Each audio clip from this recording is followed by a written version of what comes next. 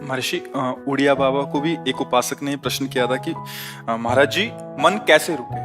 तो उड़िया बाबा ने उत्तर दिया, नियम पालन से। यदि हम नियम पर दृढ़ रहें तो मन हमारा क्या कर सकता है? नियम तो परमात्मा देखता है। हम लोग नियम पर दृढ़ नहीं रहते, इसी से हमारे देश की दुर्दशा है। संध्या वंदन तक का नियम जाता रहा है। भजन करने के लिए नियम की बड़ी आवश्यकता। हाँ, बड़े नियम की आवश्यकता है। तो जैसे प्रातः काल से सायंकाल तक की हर व्यक्ति की अपनी एक दिनचर्या होनी चाहिए। ऐसा नहीं कि आज हम 4 बजे उठे, कल 7 बजे उठे, पर फिर मन को आप कंट्रोल नहीं कर पाएंगे। मन के लिए एक दिनचर्या होनी चाहिए कि हमको 10 बजे सोना है, 4 बजे उठ जाना है, तो फिर 4 से 4:15 नहीं होना चाहिए, 4 बजे उठ जाना, ऐसा नियम बना ले। और उठ करके हमको थोड़ी देर नाम जप करना है, थोड़ी देर हमें वाणी जी का गायन करना है, थोड़ी देर हमें ध्यान, एक अपनी दिनचर्या। फिर हम अपने संसार के कार्य के नियम, जो संसार के कार्य हैं, उनको भी करते हुए भगवान को समर्पित करें। जैसे जो पद में है, जो आपको राष्ट्र सेवा मिली है, जो आपको समाज सेवा के पद मिले हैं, या आपको जो घर की सेवा के कार्य मिले हैं, उनमें बहुत धर्म पूर्वक आचरण होना चाहिए। अगर आप अधर्म आचरण करते हैं, अपने पद का दुरुपयोग करते हैं, तो आप सुबह जग करके थोड़ा माला चला लीजिए, फिर भी आपका कल्याण नहीं होगा, क्योंकि आप अपने पद का, अपने सेवा का दुरुपयोग कर रहे हैं। जैसे हम जानते हैं कि अधर्म आचरण है, ये अधर्मी है, हमें पता है दोषी है, और वो हमको कुछ धन दे देता है, और हम उसको मुक्त करवाने की बात सोचते हैं, और जो निर्दोष है उसको फंसा देते हैं। अब तुम चाहे जितना माला चलाने की कोशिश करो या दान पुण्य करो, वो तुम्हारा अधर्म आचरण, वो अधर्म का धन तुम्हें सतमार्ग में नहीं जाने देगा। नियम लेना चाहिए कि जिस पद में है, जिस धर्म में है, जिस कर्तव्य में है, चाहे कुछ भी हो जाए, हम अपने कर्तव्य से विमुख नहीं होंगे। जितना जप महान है, उतने कर्तव्य महान है। दोनों बातें समझना है।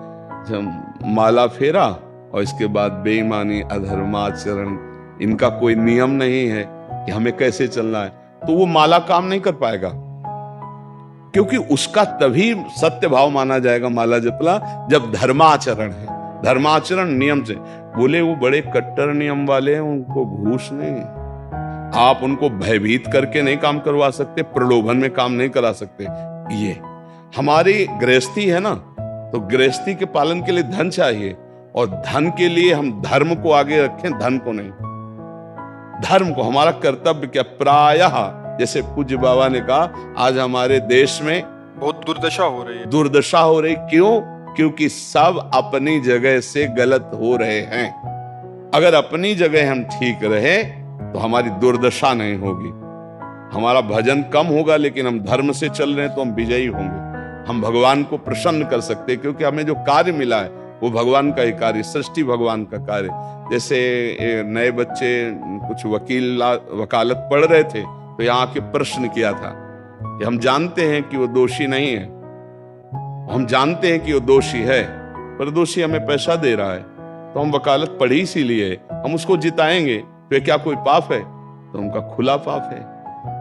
बोले नहीं, हमारी कोई ऐसा कंपनी दो, ऐसा कुछ बोले कि हमारी कंपनी को ये सिखाया जाता है, तो हमको तो ये करना ही होगा, अगर नहीं करेंगे तो हमारी वकालत का मतलब क्या रहा? तो नहीं, वकालत का मतलब अधर्मी को मुक्त करवाना नहीं है।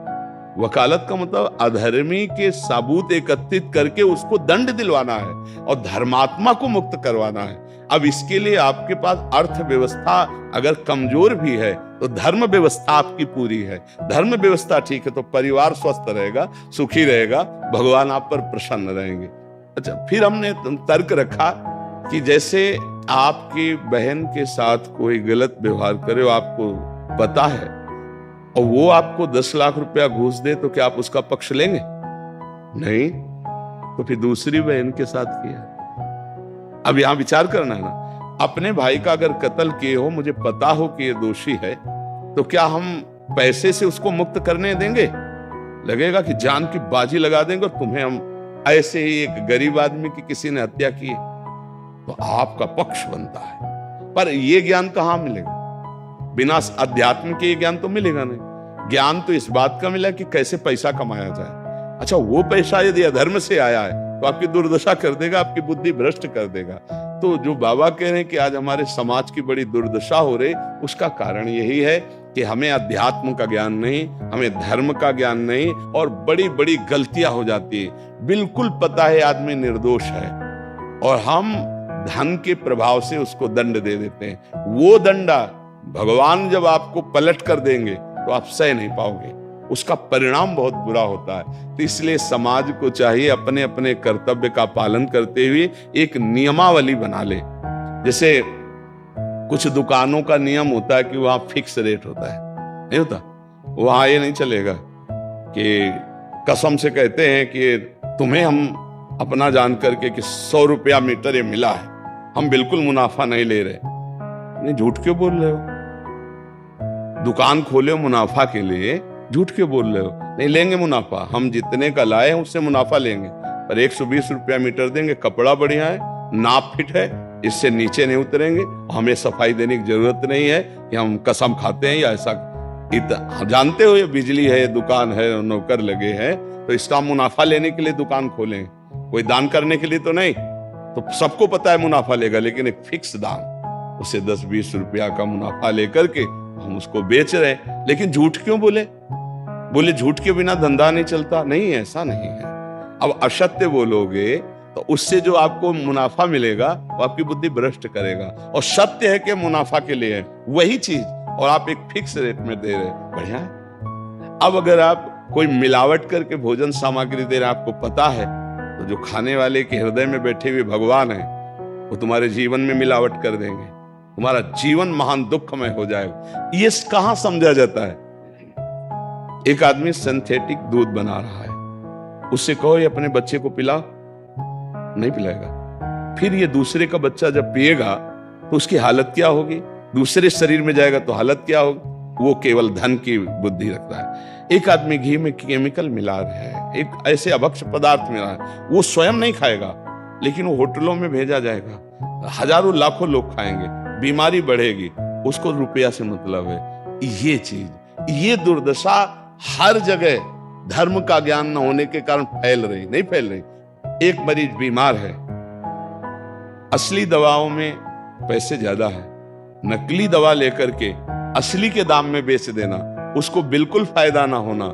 लेकिन परमात्मा देख रहा है, तुम जानते हो नकली दवा है, वो तो नहीं जानता बेचारा, ज्यादा पढ़े लिखे नहीं, किसान आदमी गांव का आया है, तुमने दे दिया और उसने पैसा दिया असली के। अब वो पैसा तुम्हारी बुद्धि भ्रष्ट करेगा, तुम्हारे परिवार में कलह पैदा करेगा और तुम्हारा पतन कर देगा। ऐसे हर डिपार्टमेंट में, हर विषय में यदि हम अपने धर्म से चले, अपने सत्य से चले और थोड़ा भी भजन होगा, वो आपको उत्तम गति प्रदान करेगा।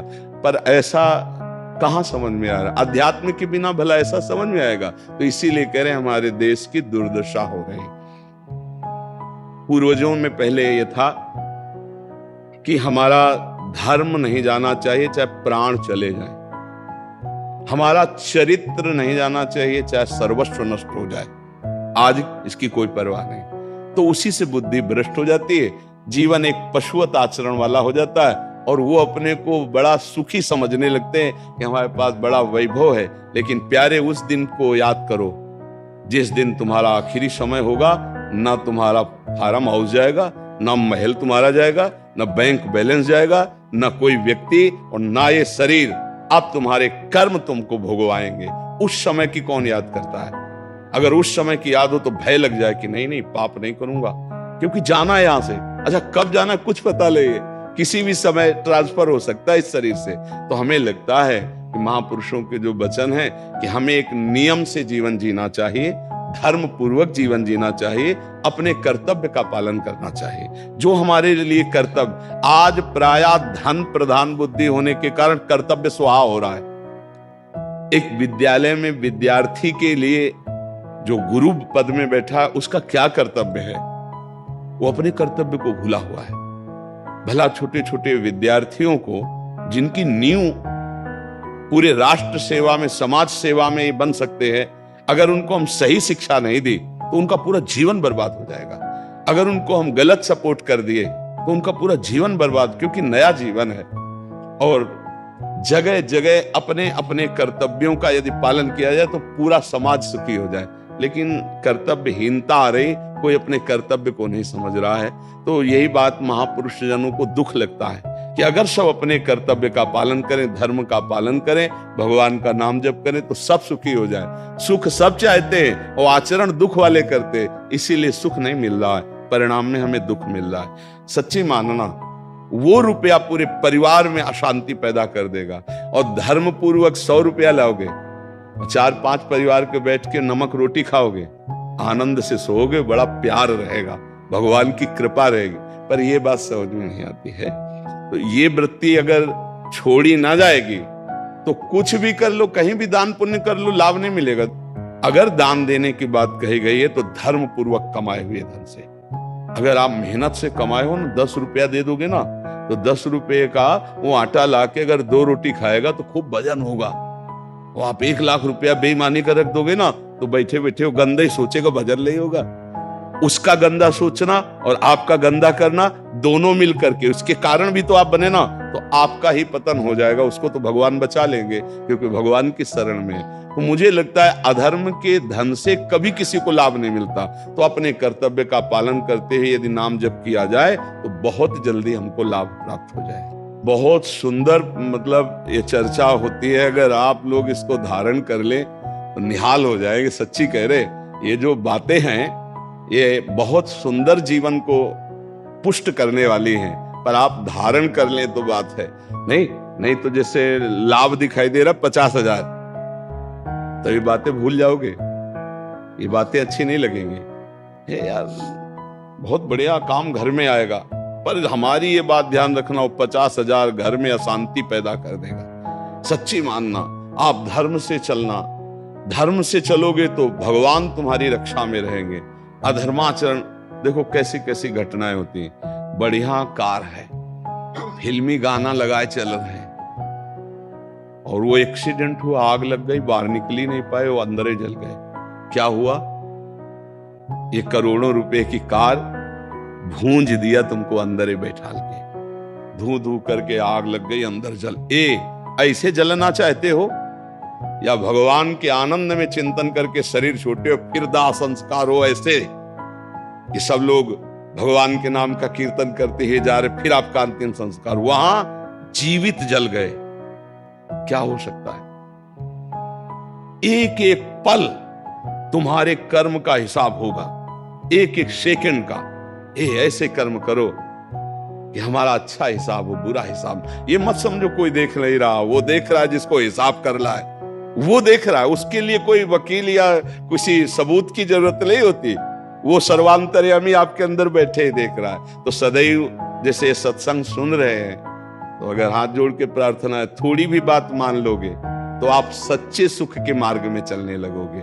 नहीं तो भाई बहुत गंदी हवा चल रही है, माया की बहुत गंदगी ऐसी फैल रही। कलिकाल है ना कि ये बातें किसी को पसंद नहीं आती। वो बात बताओ कि हम कितना रुपया कमा ले, कैसे कितने भोग भोग ले, और वो अध्यात्म में नहीं है।